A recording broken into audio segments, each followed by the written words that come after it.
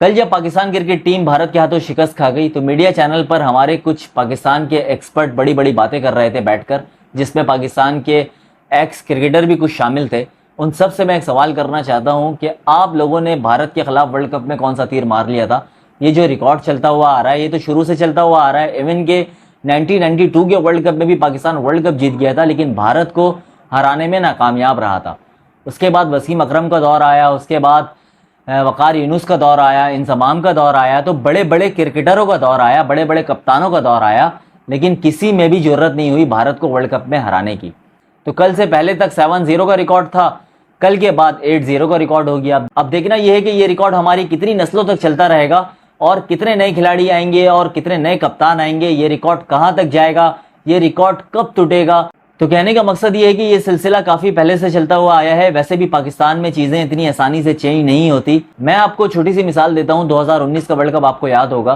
कल जिस तरह भारत ने पाकिस्तान को बुरी तरह हराया, सेम टू सेम 2019 में भी पाकिस्तान क्रिकेट टीम भारत से बुरी तरह शिकस्त खाई थी और सरफराज अहमद उस टीम के कप्तान थे। पाकिस्तान क्रिकेट टीम 2019 के वर्ल्ड कप में टॉप 4 में भी जगह नहीं बना पाई थी और क्वालिफाई राउंड में ही बाहर हो गई थी। उस वक्त जो क्रिकेट टीम मैनेजमेंट थी यही टीम मैनेजमेंट थी, चीफ सेलेक्टर आपका यही था, हेड कोच आपका यही था। चीज मुझे समझ नहीं आई कि कौन सी कंट्री में ऐसा होता है कि पिछला वर्ल्ड कप आप इतनी बुरी तरह हार गए हो और अगले वर्ल्ड कप में बैक टू बैक आपने उन्हीं लोगों को साथ रख लिया जिनकी वजह से आप 2019 का वर्ल्ड कप हारे थे। 2019 में जो लोग आपके साथ थे 2023 में भी आपने उन्हीं लोगों को साथ रख लिया, तो टीम कहां से परफॉर्म करेगी। यहाँ पे हम खिलाड़ियों को बुरा भला कह रहे हैं, यहाँ पे हम कप्तान को बुरा भला कह रहे हैं। सिर्फ कप्तान की यहाँ पे गलती नहीं है, खिलाड़ियों की गलती नहीं है, पूरी टीम मैनेजमेंट की गलती है, चीफ सेलेक्टर की गलती है, आपके हेड कोच की गलती है, जिनका माइंड सेट वही पुराना है। तो टीम कैसे नए अंदाज में परफॉर्म करेगी। क्रिकेट तेज हो चुकी है, 4 सालों में बहुत चेंज हो गई, तब्दील हो गई है, लेकिन हम वही पुराने माइंड सेट से खेल रहे हैं। अब कल के मैच की आप बात कर लें, कल की जो पिच थी वो प्रॉपर बैटिंग पिच थी। इंडिया ने आपको कल बैटिंग करके बता भी दिया। रोहित शर्मा ने जिस तरह आपकी धुलाई की है, जिस तरह आपके बॉलरों को एक्सपोज किया, उन्होंने बता दिया कि यार पिच तो कुछ है ही नहीं। अगर कल इंडिया पाकिस्तान की जगह पहले बैटिंग कर रहा होता तो आपको वो 400 प्लस टारगेट भी दे सकता था जो आपकी बॉलिंग है। और कल की जो विकेट थी आपने उसी विकेट पे कल 190 बनाया, वो भी बड़ी मुश्किलों से। मतलब भारत नहीं हो गया, कोई अजाब हो गया आपके लिए। आप खेल ही नहीं सकते उनके सामने, आपके इस तरह हाथ पांव फूल जाते हैं, आप घबरा जाते हैं। चाहे वो आपके ओपनर हो, टॉप ऑर्डर हो, मिडिल ऑर्डर हो, लो ऑर्डर हो, या फिर आपके बॉलर हो, कप्तान हो, जितने भी अच्छे बैट्समैन हो आपके पास, सब के सब भारत के सामने घबरा जाते हैं। कल के मैच में आपने वनडे को टेस्ट मैच बना दिया। जो बॉल आपके मतलब की थी उस पर आप स्कोर कर रहे थे, वरना अदरवाइज उस बॉल को जाया कर रहे थे। कल बाबर और रिजवान की जो पार्टनरशिप हुई, आप अंदाजा लगाएं, दोनों ने मिलकर 72 बॉलों को जाया कर दिया, कोई रन्स नहीं किए, एक्स्ट्रा वो बॉलें गई। 12 ओवर्स आपने खेलकर कोई रन्स नहीं किए। बाबर आजम की तरफ से कल 50 जरूर देखने को मिली, लेकिन 10 ओवर्स खेलने के बाद बाबर आजम ने अपने 50 रन्स कंप्लीट किए। सवाल यहां पे ये उठता है कि बाबर आजम जैसा टेक्निकल बैट्समैन एक बेतुकी सी बॉल पे 10 ओवर्स खेलने के बाद, इतना सेट होने के बाद कैसे आउट हो सकता है, कैसे बोल्ड हो सकता है।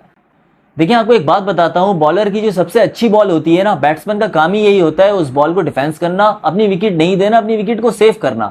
लेकिन कल हमारे किसी भी बैट्समैन के अंदर ये सलाहियत नहीं नजर आई, बेबस नजर आए, अपनी विकेट सेव ही नहीं कर पाए। रिजवान बोल्ड हो गए, बाबर आजम बोल्ड हो गए, अब्दुल्ला शफीक एलबीडब्ल्यू हो गए, सऊद शकील एलबीडब्ल्यू हो गए।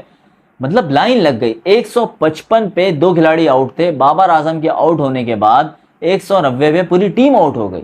कहां है बैटिंग कोच, कौन देगा इसका जवाब। ओपनर की अगर हम बात करें तो कल इमामुल हक भी नहीं चल पाए, अब्दुल्ला शफीक भी कल परफॉर्म नहीं कर पाए। इमामुल हक की बरसों से यही कहानी है। इमामुल हक के बारे में लोग पर्ची कहते हैं, तो अब तो मुझे ये सही लगने लगा है कि वाकई वो पर्ची है, अपने चचा की वजह से वो टीम में, वरना इमामुल हक की कोई जगह बनती ही नहीं है, उनकी सिलेक्शन ही नहीं बनती थी यार। 2019 के वर्ल्ड कप से मैं उन्हें देखता हुआ आया हूँ, क्या परफॉर्मेंस है उनकी।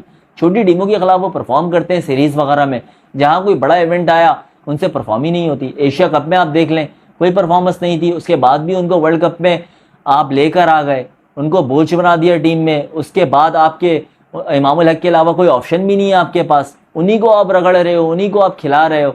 कल क्या किया इमामुल हक ने वर्ल्ड कप में, नीदरलैंड के खिलाफ उनसे परफॉर्मेंस नहीं हुई, श्रीलंका के खिलाफ उनसे परफॉर्मेंस नहीं हुई। कल भी वो 38 बॉलों पे 36 रन बना के कॉर्ड बिहाइंड हो गए। फखर जमान को भी जबरदस्ती आप इंडिया घुमाने लेकर आ गए, आखिरकार आपने उसको ड्रॉप कर दिया क्योंकि उसकी फॉर्म ही नहीं है।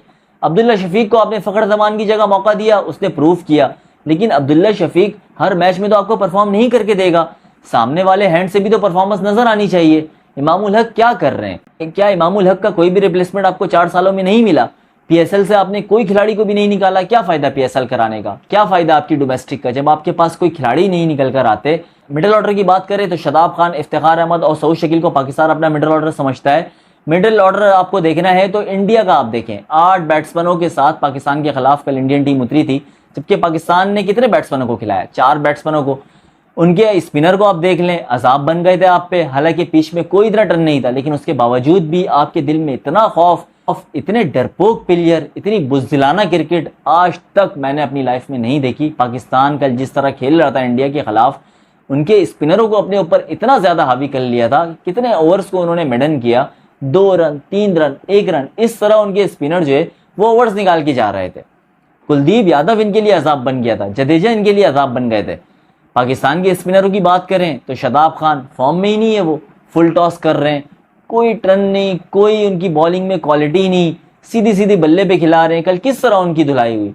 रोहित शर्मा ने उनको इस तरह मारा है, लगी रही था कि ये शदाब खान बॉल कर रहा है, कुछ नहीं समझ रहे थे। रोहित शर्मा जिस तरह धुलाई कर रहे थे वो पाकिस्तानी स्पिनरों की। उसामा मीर को कल आपने भारत के खिलाफ क्यों नहीं खिलाया? हो सकता था भारत को वो अपसेट कर देता। जब आपको पता है शादाब खान अच्छी बॉलिंग नहीं कर रहे, नवाज अच्छी बॉलिंग नहीं कर रहे, इन दोनों में से किसी एक को बैठाकर आप उसामा मीर को मौका दे देते। लेकिन आप यहाँ पे उसके बारे में कह रहे हो कि वो प्रेशर ले लेगा, नया खिलाड़ी है। यार जब प्रेशर ले लेगा तो उसको आप घर में बैठा के रखें, उसको क्यों लेकर आ गए हो वर्ल्ड कप में? जब बॉलर अच्छी बॉल ही नहीं कर रहा, उससे आपको जबरदस्ती बॉलिंग करवानी है, उसामा मीर को बैठा के रखना है, खिलाना नहीं है, तो किस लिए लेकर आए हो? मतलब क्या सोच के सिलेक्शन की गई है? जिस दिन ये टीम सेलेक्ट हो रही थी उसी दिन मैंने कह दिया था कि ये पर्ची टीम है।